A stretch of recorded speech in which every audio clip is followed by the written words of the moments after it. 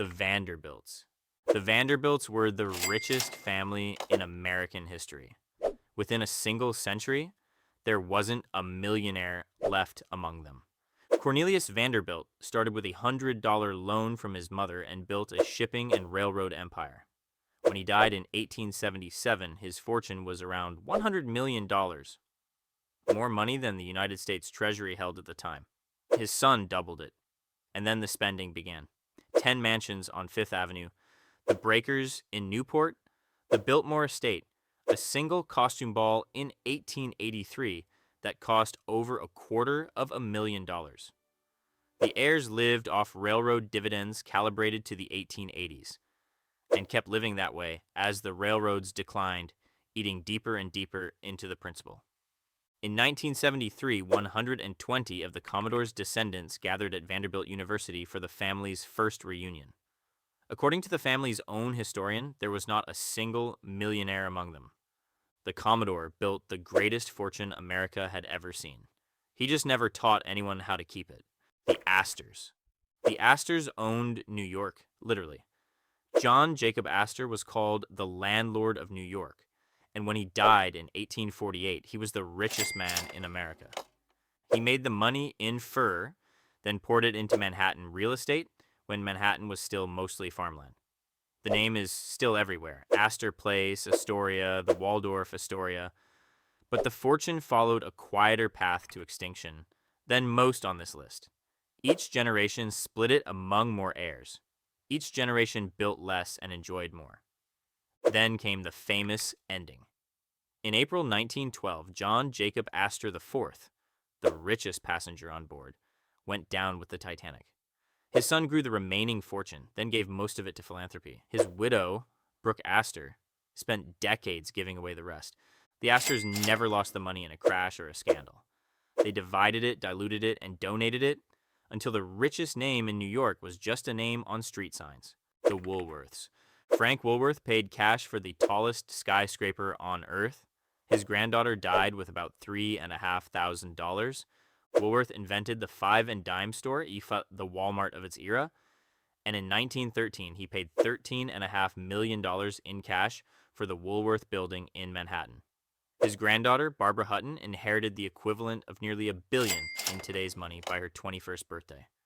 The press called her the poor little rich girl, and she spent a lifetime proving them right.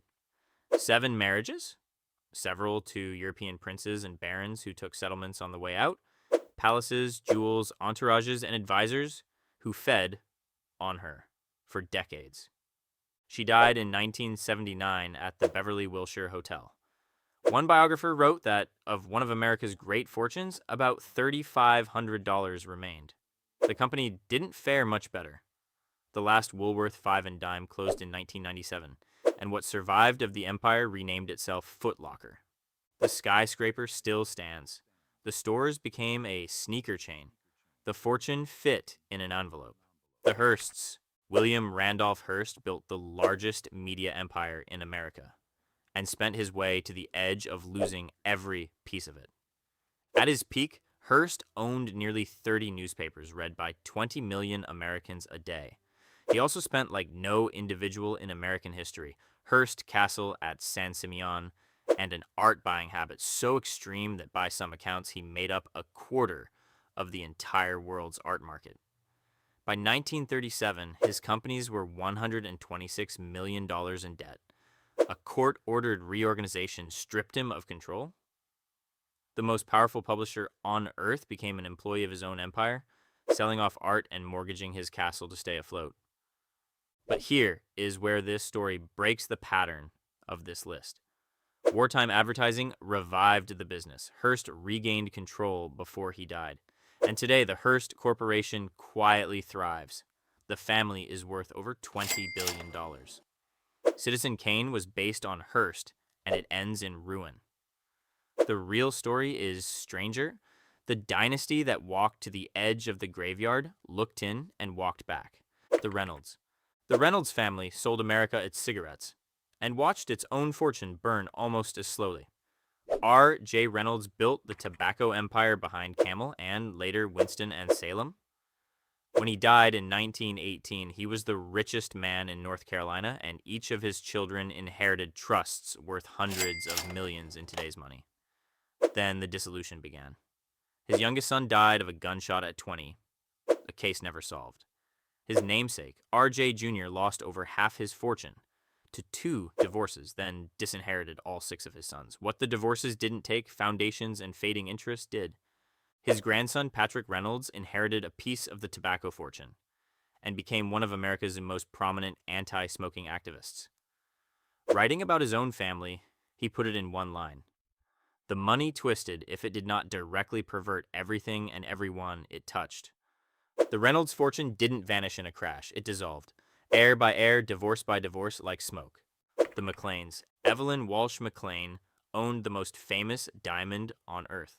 Keeping it cost her family everything else. Her father struck gold in Colorado and built a fortune of roughly $100 million.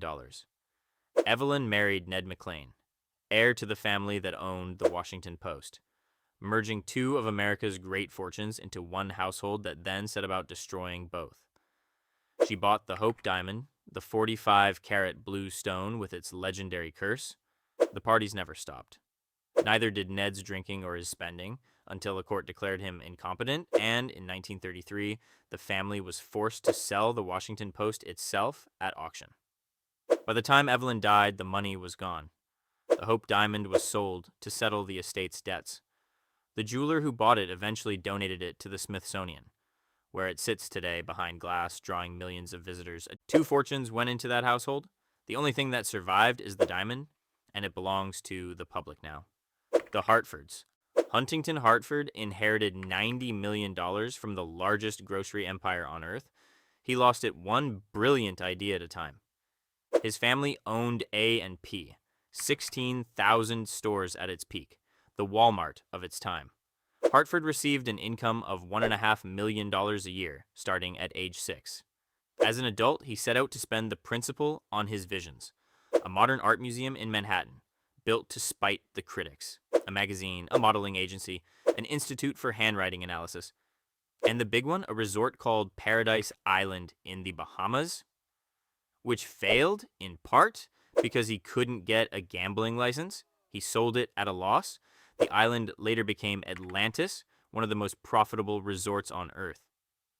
By the end, Hartford had lost roughly 80 of the 90 million. He died in 2008 at 97, renting his home in the Bahamas.